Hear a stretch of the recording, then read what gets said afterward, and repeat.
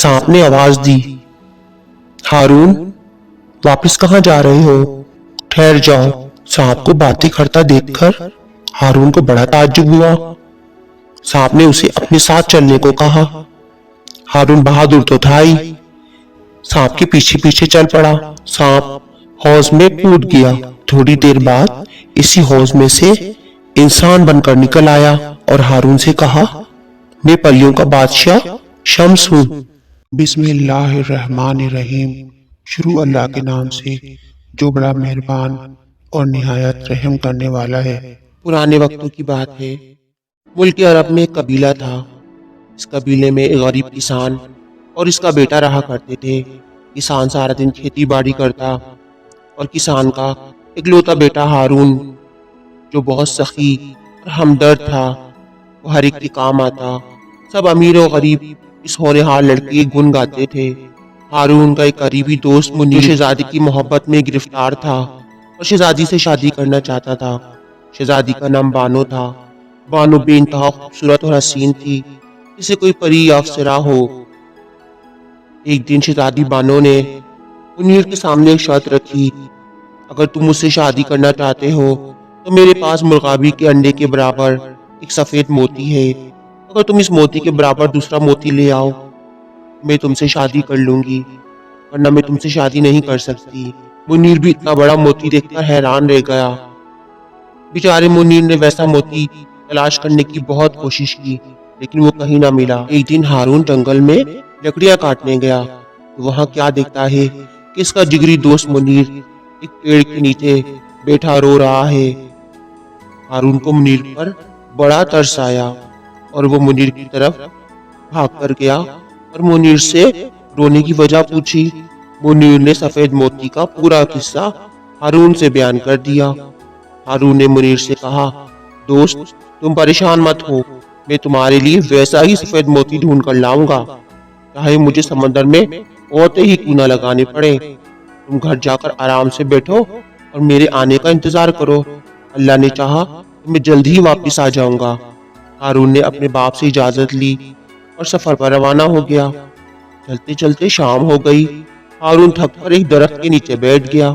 जिस दरख्त के नीचे हारून बैठा था, इस पर दो चिड़िया उड़ती हुई आईं और आकर बैठ गईं। जब रात हुई तो चिड़िया अपने चिड़े से कहने लगी, चिड़े, यहाँ से चलो, मेरा यहाँ दिल नहीं लगता। चिड़े ने भी कहा, तुम ठीक कहती हो, अब तो मेरा भी यहाँ दिल नहीं लगता। सुबह होगी तो हम कहीं और चले जाएंगे। चिड़िया कहने लगी, ये दरख्त के नीचे जो आदमी बैठा है, ये तो मुझे बहुत परेशान लगता है, पता नहीं बेचारे को क्या गम है। चिड़िया ने कहा, मुझे मालूम है इसे क्या गम सता रहा है। चिड़िया ने कहा, मुझे भी बताओ इसे क्या गम है। चिड़िया ने कहा, इस आदमी का नाम हारून है, ये अपने दोस्त के लिए एक सफेद रंग का मोती ढूंढने निकला है। ये बहुत ही नायाब मोती है जो मुर्गाबी के अंडे के बराबर है। चिड़िया ये सुनकर बोली, इतना बड़ा मोती कहाँ मिलता है? चिड़ा बोला, मुझे मालूम है ये मोती कहाँ मिलेगा। यहाँ से बहुत दूर एक दरिया है, इसके किनारे एक बड़ा परिंदा रहता था जो 3 बरस बाद 2 अंडे देता था। वो अंडे बिल्कुल मोती की तरह दिखते हैं। एक बार जब इस परिंदे ने अंडे दिए तो इसमें से एक अंडा परियों का बादशाह शम्स ले गया और दूसरा एक और बादशाह मयार को मिला। बादशाह शम्स ने वो अंडा शहजादी बानो को उसकी सालगिरह पर तोहफे के तौर पर दे दिया। अब शहजादी बानो कहती है, जो इस मोती का जोड़ा लाएगा मैं इससे शादी करूंगी। चिड़िया ने कहा, अगर कोई बादशाह मयार से वो अंडा मांगेगा तो क्या वो दे देगा? चिड़िया ने कहा, हाँ शायद दे दे, लेकिन बादशाह मयार ने भी एक शर्त रखी है कि अगर कोई शख्स इस अंडे की पूरी कहानी सुनाएगा तो ही वो अंडा उसको देगा। हारून को परिंदों की बोली आती थी। इसने चिड़े और चिड़िया की सारी बातें सुन ली।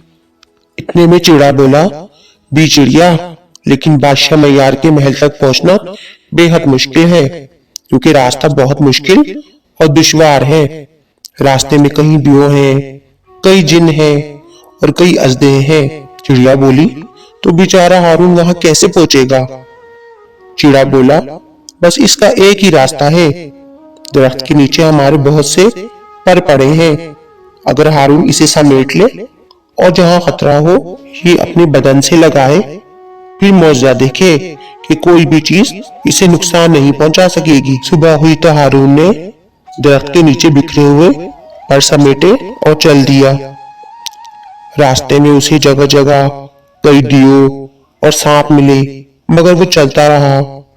जहां जहां उसे खतरा नजर आता वो पर निकालकर अपने बदन से लगा लेता। चलते चलते हारून थक गया। शाम हो गई, उसे प्यास भी लग रही थी। हारून को एक जगह चश्मा दिखाई दिया। हारून जल्दी से इस चश्मे के पास पहुंचा तो उसे अचानक एक सांप नजर आया।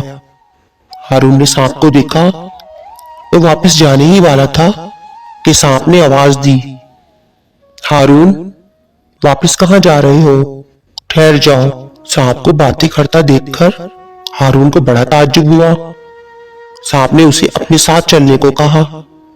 हारून बहादुर तो था ही, सांप के पीछे पीछे चल पड़ा। सांप एक बहुत बड़े बाग में दाखिल हो गया। बाग में एक बड़ा सा हौज था। सांप हौज में कूद गया। थोड़ी देर बाद इसी हौज में से इंसान बनकर निकल आया और हारून से कहा, मैं परियों का बादशाह शम्स हूं। मैं बहुत झूठ बोलता था, हर एक से लड़ता था, इसलिए अल्लाह ताला ने मुझे सजा दी और सांप बना दिया। जब मुझे अपनी गलती का एहसास हुआ तो मैं रोजाना अपने लिए गिड़गिड़ाकर अपने रब से दुआ मांगता।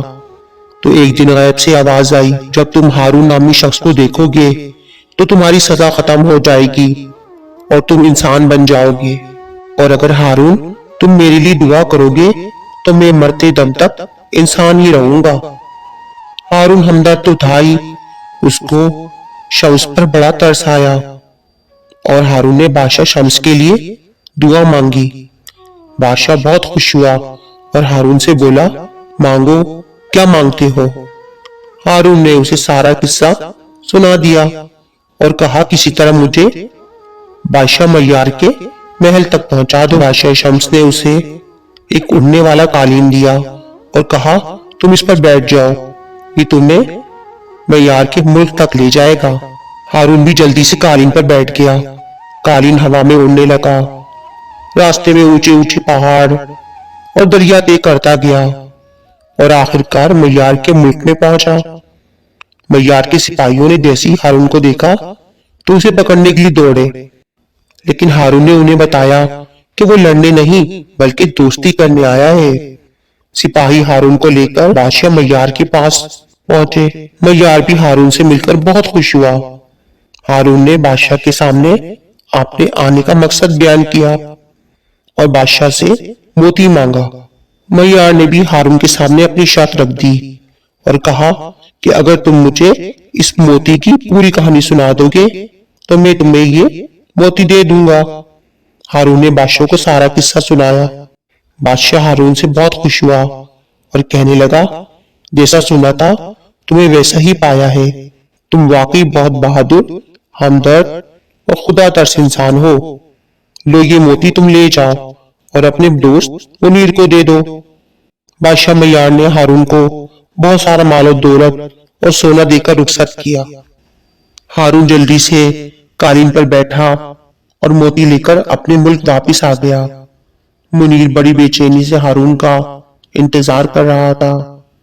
हारून को देखकर बहुत खुश हुआ। मुनीर मोती लेकर बानो के पास गया और इस तरह हारून की बहादुरी और हमदर्दी की वजह से मुनीर और शहजादी बानो की शादी हो गई। तो दोस्तों, इस कहानी से हमें सबक मिलता है कि अगर हम किसी की मदद करेंगे तो अल्लाह रब्बुल इज्जत हमारी मदद करेगा।